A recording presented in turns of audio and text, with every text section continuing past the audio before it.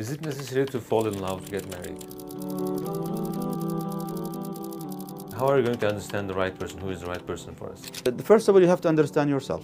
Like we usually tell people, would you marry you?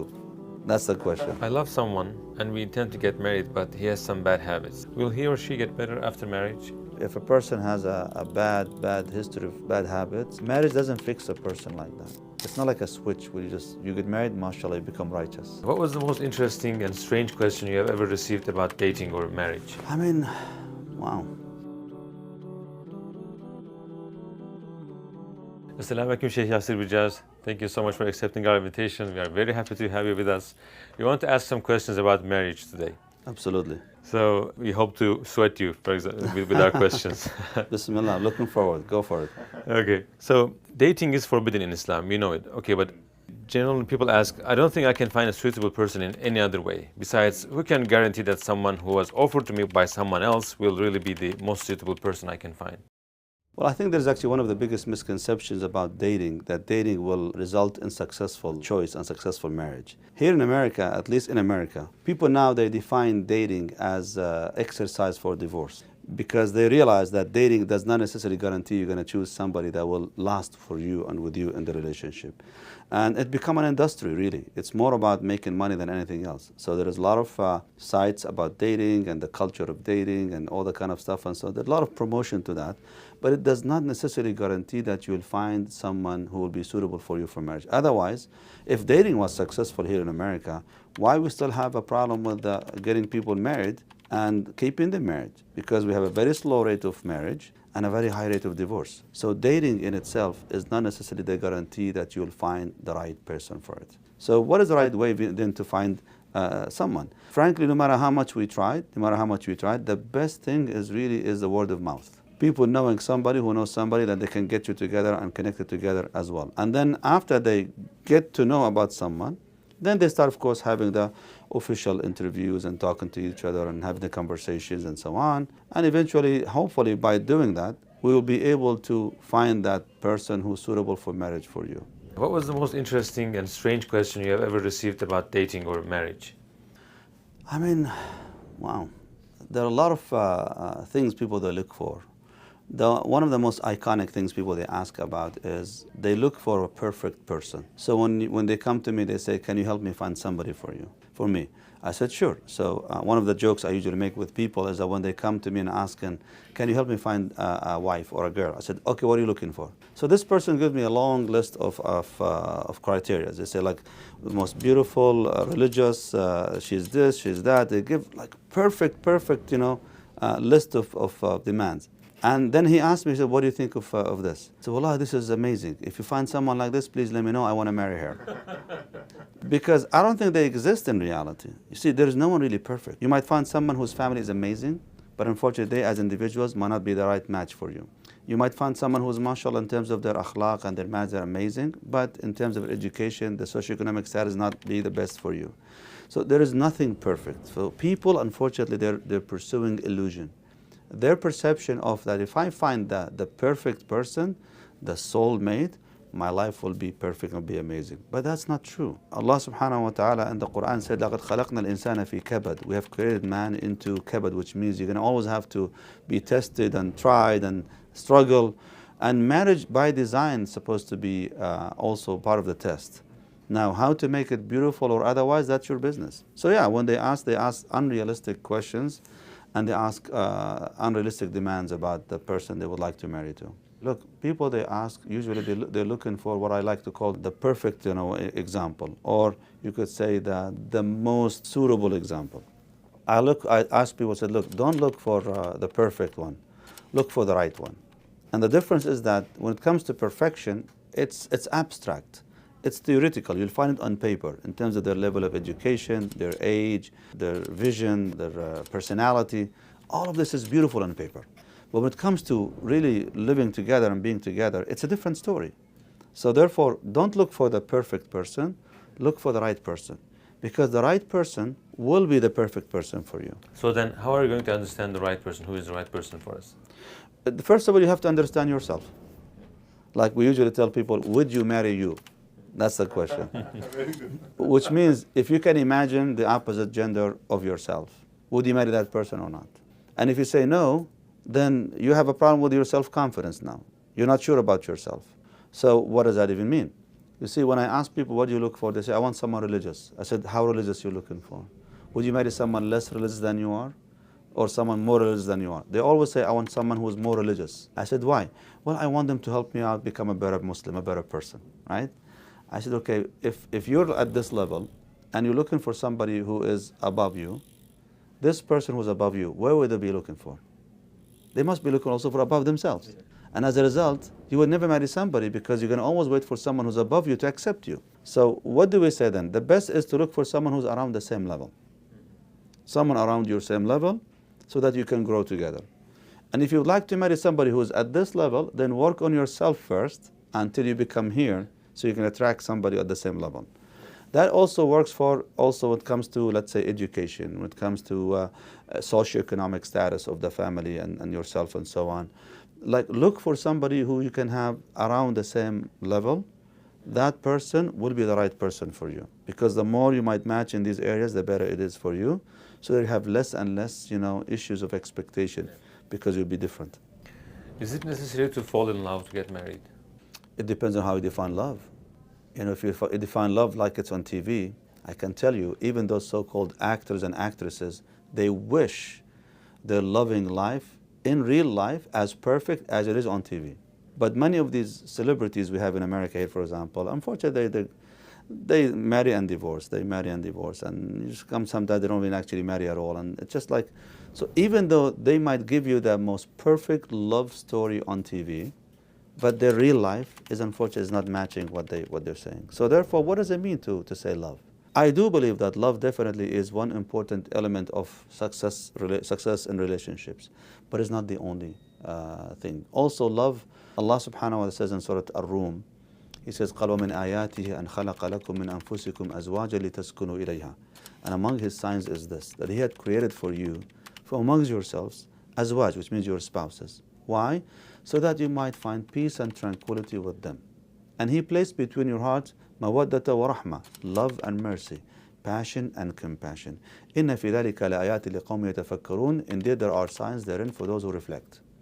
Now Allah subhanahu wa ta'ala is telling us, I guarantee you peace and tranquility, which is the thing that everybody looks for in a relationship. If you bring me love and mercy, if you live together in love and mercy. So love, it is an ingredient of a successful relationship. But what does it really mean? That's the whole question. If you ask people, there is no one definition for love. Love is a spectrum, and love transforms itself in the relationship. You sometimes love a person for a specific reason, and then that thing fades away. And new things emerges in the relationship. Now you have kids, so you love them for being the parents of your children, for example, and so on. So many people, unfortunately, they think of love as sentimental value, which means something I have in my heart, and if I have it, we can live together. If I don't have it, it's gone. So the relationship should go away. That's not true. Because a lot of relationships, they don't necessarily run on love. They run on mercy and rahmah. One time, a man came to Umar ibn Khattab radiallahu anhu, and he asked him, he goes, I don't think I love my wife anymore. فقال وهل كل البيوت تبنى على المحبة?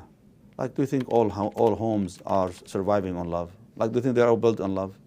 Like, yeah, sometimes we don't necessarily have that much passion for each other, but we're together because we still have respect for each other, we still have compassion for each other.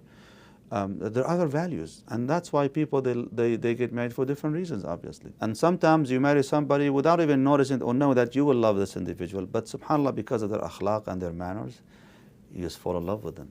Someone says, there's a candidate I want to marry. This person meets some of my criteria but doesn't meet others. One part of me says, if you give up, you may regret it in the future. And other part of me says, if you go on and marry that person, you may regret it in the future. I'm in between. To decide to get married with a person, what percentage of the criteria should be fulfilled? Oh man, that's a tough one. Because really there's no percentage, but like I said, it really depends on the circumstances. What are you looking for in a spouse?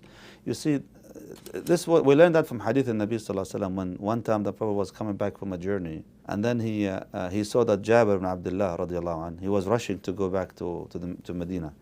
And the Prophet says, well, can I joke with him? Ya Jabir, what's the rush for? Why are you so in a hurry?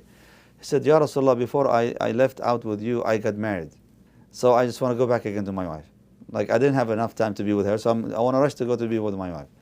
So the Prophet ﷺ told him, Bikran am thayyib. Did you marry someone who's young like yourself or someone who's been married before? He goes, no, Ya Rasulullah, I had to marry someone who was married before. And the Prophet ﷺ said, why not someone young like yourself? He goes, Ya Rasulullah, when my father passed, he left me 7 sisters. And I'm the only boy. So I needed somebody to help me out with my sisters. I didn't want to bring another one that I have to care for as well. So the Prophet ﷺ, he approved his choice and he made dua for him. What does that mean? In terms of the best option for Jabir is someone his age, his experience in life, to grow together. But his circumstance required from him to marry somebody who's experienced, who can help with the sisters as well too. That's the right choice for him, right? Now, to say 50%, 30%, 20%, I can't tell that because each have their own unique circumstances. For some, it's financial. For others, it's maybe the family, maybe the culture, right? Everything is perfect except that she is not from my culture. She's from a different culture. That might be a big deal for them, right? Even though it's just 10% out of the whole criteria, but it's that 10% weighs more for them than the entire 90% altogether. So the first meeting is over, but I'm not sure how I feel about him or her. Shouldn't I have fallen in love at first sight? I don't feel negative, but I can say it was definitely positive. What should I do? This is one of the biggest problems we have in our time, in our generation, among the younger people. And frankly, the main reason for that, because our generation today, they're dealing with something was not available for the generations before. That's called the culture of abundance, meaning the variety is all out there. And the more options you have, the less likely you'll be satisfied with making that choice. So therefore, they get confused.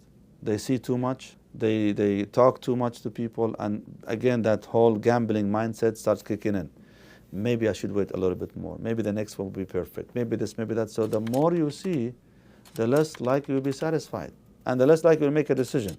So I keep asking the younger one and says, look, it's not about falling in love with them. It's about reaching I would say, comfort zone with them. What does that mean? Like I talk to him, I talk to her, and I feel comfortable with them. Do you love him?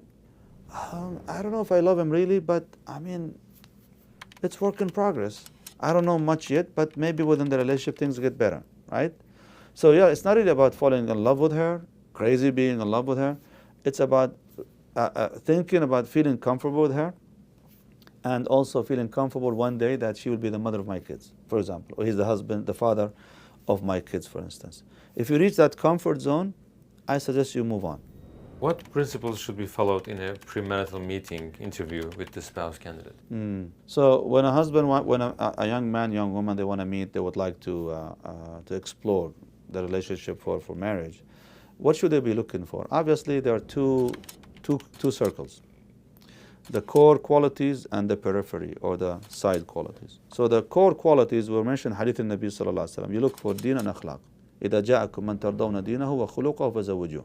Someone comes to you, you're pleased with their deen, their relationship with Allah, the Creator, and akhlaq, their relationship with the creation, which means their manners and their etiquettes. So these are the two important ones. Obviously, it's the core qualities. And sometimes it's a spectrum these days, really. Even when it comes to religiosity, like we said, you don't look for someone way above you. Look for someone around your level and grow together. In terms of the other qualities, you're going to look, of course, the age factor, the beauty factor, the race factor, the job factor, the education factor. All these things are preferences. People, they put them in specific priority. For some, it's very important. For others, it's not that big a deal for me. But the most two important things you need to work for and explore are the deen and the akhlaq. That's the first thing. The second thing, what people need to look for in order to have compatibility, you need to find compatibility in terms of personalities. So are you an introvert, extrovert? Do you like to be around people or not? Are you active? Do you have an active lifestyle, or you just like to stay at home and just read books, for example? Explore the personality aspect of it. Also start exploring the vision, meaning how do you see marriage look like to you? How do you see your role as a husband, as a wife? What do you see your role in the future? When you have kids, for example, you need to know what's the plan. Are we on the same page, or are we taking different routes in the future? Ask them about maybe in terms of their money management. What's their financial goals, for example, in the relationship? Do they believe in budgeting, or do they want to spend as much as they want, and so on? Like, basically try to get to know whatever you can about their vision, their personality, their manners, their akhlaq, how they deal with difficulties and hardships and anger issues, and so on. So hopefully you'll find the answer that would be pleasing to you. And what about the rules that should be followed in an interview? Like, don't be alone together. So other these conducts, these. Well, obviously, Islamically speaking, you need to keep the barakah in your relationship from the very beginning. Some young people, they unfortunately they violate some of these rules between the opposite genders. So they go out alone. They date each other. They spend the night, together. All these things are not supposed to happen between the suitors who are looking to get married, until their nikah is done, or katib kitab is done. Actually, their contract is done. So what do we do in this case? The best way to do that is really to engage the family from the very beginning.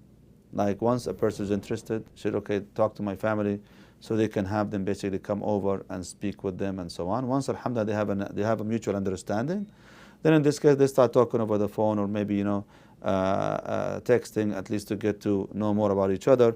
If they want to meet outside, they have to have a third party to be with them from the family, if possible, obviously, of course. As much as possible to avoid being alone until their nikah is done. Now you might say, how long does it take for a person to make a decision, right? Before they start saying, okay, she's the one or he's the one. It's very interesting, because people think it takes you too long to decide. But statistically speaking, it takes a split second probably to decide. What does that mean? The moment you see the person, in your heart, you feel that, you know what, he's the one, or she's the one. Or you might say, from the inside, you're not pleased with it. And then, so what do you do next? You spend hours and hours in what we call mental justification. You're only right now asking the question, and your heart and your mind is trying to focus on why your heart is telling you it's not a good idea, or it's a good idea. I joke with people, I say, when you go and you buy something from the store, do you buy it based on an emotional drive or rational drive? Everybody says, well, no, rational, because I need this. I said, no. Why did you pick this, not this? Not even tomatoes. Why did you pick this one, not that one? Because you liked it first. So we always make decisions based on an emotional drive. I like, and then I spend the rest of the time justifying it to myself. That's why here, when you buy something, you keep the receipt with you, because when you change your mind, you could go back again. Because it was a good idea when you picked it first time, because you liked it. But then later on, when you were talking to yourself about it, you realize, it's too expensive. I don't think I need it, and then you just send it back. Same thing, unfortunately, with relationships as well too.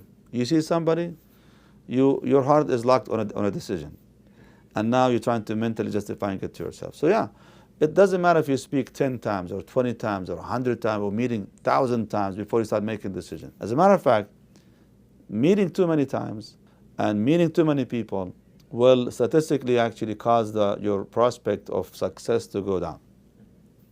Because the more you see, the more you get confused, and you start going into this gambling time and gambling game.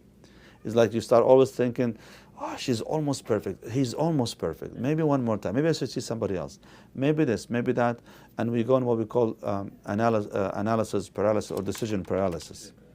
The more options you have in front of you, the less likely you'll make a right decision or good decision. So what if your emotion says yes, but your reasoning says no, or vice versa? That brings us to the point we mentioned, maybe. Actually, that would bring us to a point very important to understand, is that when people want to choose somebody for a spouse, you choose the right person, not the best person or the perfect person. So what does that mean?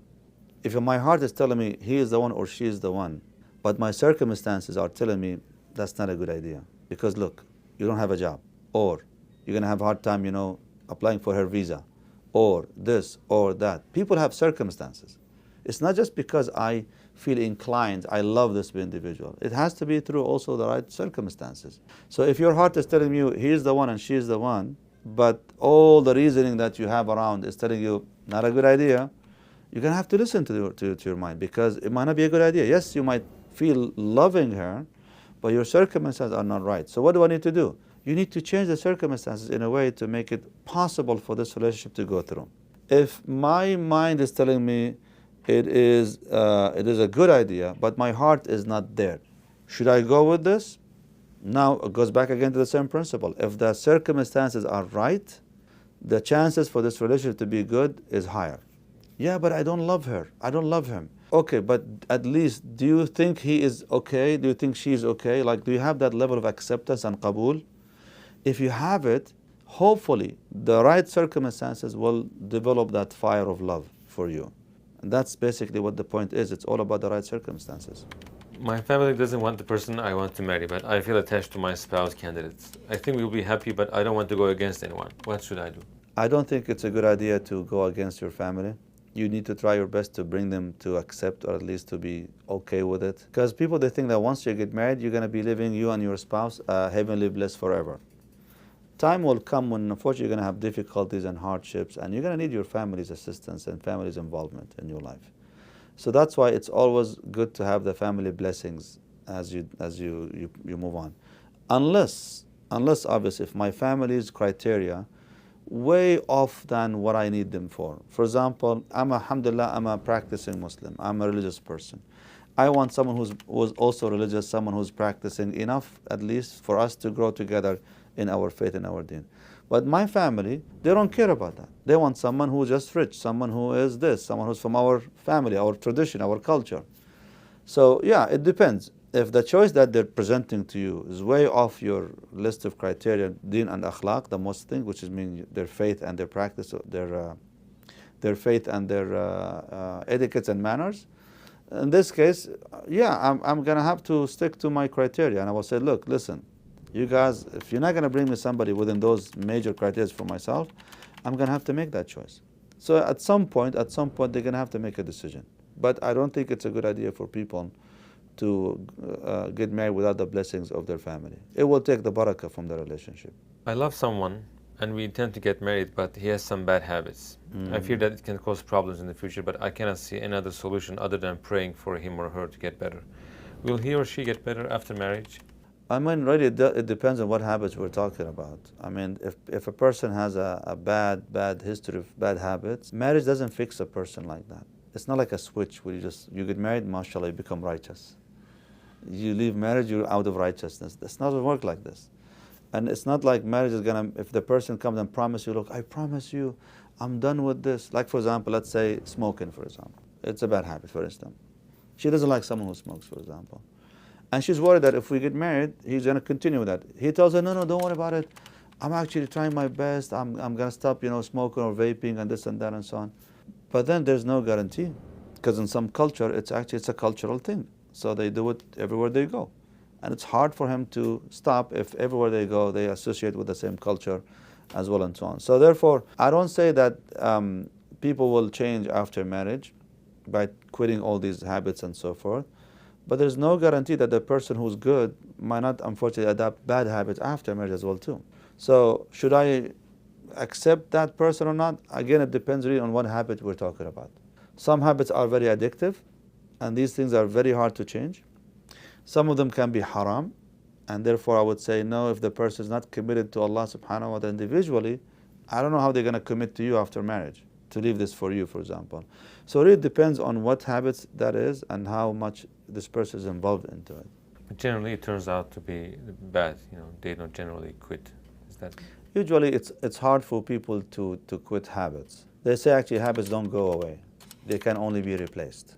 What does that mean? If you practice this as bad habit, for example, in order for you to avoid doing this again, you need to do something different. Too many times, the way of the new habit pushes the old habit down. But if you stop doing the new habit, the bad habit springs out again. So therefore, it's important to know that the person is really committed to that change, regardless of whether they're married to you or not. So how did Sheikh Yasser would just get married? Can you tell us about your process? It's interesting because that happened 26 years ago. Alhamdulillah Rabbil Alameen. And frankly, it was very simple way. I mean, back in the days, it was simple, really. I used to work in Europe at the time, and I told my mom, I said, Mom, I need to come back, and find a spouse. Could you please help me out with that? Can you find me somebody that you could recommend? She said, okay, inshallah, when you come back, I will have somebody for you. No, I was at in Jordan. And that's so I was actually in Europe. I was in Bosnia. I was working there, and I told her I need to come back to get married. So she said, when you come back, inshallah, I'll have somebody ready for you. I said, all right, bismillah. So when I came down, my mom, she had 3 prospects. And subhanallah, we talked to them, and khalas, Allah subhanahu wa ta'ala will that I choose my wife right now, alhamdulillah. How long does it take? Did it take us? Honestly, it didn't take us much really to decide. It was between 10 to 12 days. Within 1 month, we were married, and I applied for her visa, and we flew together to Bosnia. And now it's 26 years and 4 kids, alhamdulillah. If you come to this world 1,000 times again, would you prefer the same way that you choose your wife? Absolutely. I wouldn't change it really. Frankly, because it's the easiest way, it's the simplest way, I would say. You see, many people, they think that the success of the marriage is based on marrying, have to know the person before you marry them. Well, that's proven to be a failure, because we know that dating is very common, but it's failing people. Like, you know the person, not just their minds and their ideas. With all due respect, sometimes they sleep with them, which means there's nothing hidden anymore. And it still does not guarantee success for the relationship. So therefore, and that's the funny thing and paradoxical thing, as a matter of fact, is that I know a lot of people, they don't want to marry somebody that they know too much about. Although we say that you have to know the person before you marry them, right? But knowing too much sometimes discourages people from marrying them. So therefore, they would rather marry somebody that they have an element of surprise with them. Like, for example, here in America, for instance, the MSA, which is the Muslim Student Association, the young people in college, for instance, they are around each other for a very long time. But when it comes to getting married, few of them, they would marry from the same chapter. They would probably maybe rather find somebody across country to marry them than marry someone from the same group that they volunteer with and they work with and so on. And I asked them, why not? So, well, we know too much about each other. They're too close. They become too close to each other that it no longer becomes attractive for marriage. So that's one of those misconceptions. People, they think that you have to know the person before you marry them. Well, you have to know enough, I would say. That's reasonable. Like, I need to know that this person is decent. This person is, alhamdulillah, their level of religiosity is reasonable. Their akhlaq are, mashallah, their reputation is good. Like, I need to know enough. However, is there a guarantee that this person is going to be as perfect and pristine as you've been told? We don't know. I mean, there's always that element of surprise. Could be positive, could be negative. It's our test. May Allah make it easier for the people who go through these tests. We saw that you have some cooking videos. Does Yasir just get in the kitchen at home? Do you have a masterpiece dish that your wife cannot do as well as you? I do get into the kitchen very often. I love cooking, just to let you know, because I have an engineering background. I think my engineering background is always into this, because cooking is about engineering. It's perfection of the spices and flavors and this and that. So I love that stuff. So I do actually every now and then I participate. I get into the kitchen. Especially if my wife, for example, needs help, or maybe if she's not available to cook that day, or maybe if she's tired or she's sick and so on. So I love to do that stuff. If there's any special dish that I'm known for, if I ask my kids, they would say, you're good at the soups and the salads. Like, this is my specialty, basically. I do cook other things, obviously, but they said the kind of soups that you make, they're very good, because I make a variety of soups. I always look online for recipes, and I add my things into it, and that would be good. Salads, the same thing too. I look for different recipes for salads, make a lot of variety. Of course, if my wife starts cooking, obviously it's gonna top everything that I do. But definitely I have my own niche in the kitchen. Yeah. What would you advise to your daughter when she's about to marry? I mean, I would advise her just like what exactly marriage should look like. I mean, she should understand that marriage is not as easy. But you can make it beautiful. I would say that marriage is more like a portrait, like a picture, an image. And you're the artist. And 2 artists are using the same colors, but they have to have very good coordination to make a beautiful picture. When it comes to marriage, it's all about love and mercy. You can't just think of it as being only just love. You have to have mercy and forgiveness and flexibility as well too. When it comes to marriage, is also a test, which means it's part of this life. You're not gonna get everything you want. in this relationship. It's always a give and take. So there will be some things you don't like and something that you would love, alhamdulillah. So overall, it's a journey. And you're going to have to accept all the ups and downs in that journey. And when do you know that your marriage was beautiful? Maybe 40, 50 years later. You look back and you would say, wow, what a journey we had. But in between, you'll only be focusing on the moment of difficulties and hardships.